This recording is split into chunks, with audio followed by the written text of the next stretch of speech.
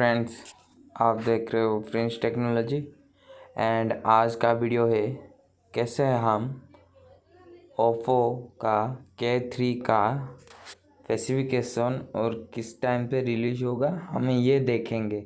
ठीक है, चलते हैं अभी ओप्पो का स्पेसिफिकेशन देखने के लिए। पहले हम जाएंगे गूगली के जाने पर बाद यहाँ पे ओप्पो K3, यहाँ पे ओप्पो का K3 का स्पेसिफिकेशन यहाँ देखिए ओप्पो का पूरा स्पेसिफिकेशन निकल आया है यहाँ पे।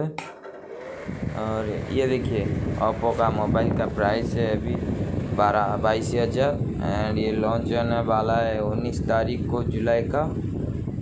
यहाँ पे देखिए Qualcomm HD M710 sigma 6GB RAM 128GB internal memory 3700 mAh का बैटरी और इसका कैमरा है dual 16 MP plus 2 MP real camera का है 16 MP एंड डिस्प्ले है इसका 6.5 inch dual nano same hardware Android V9।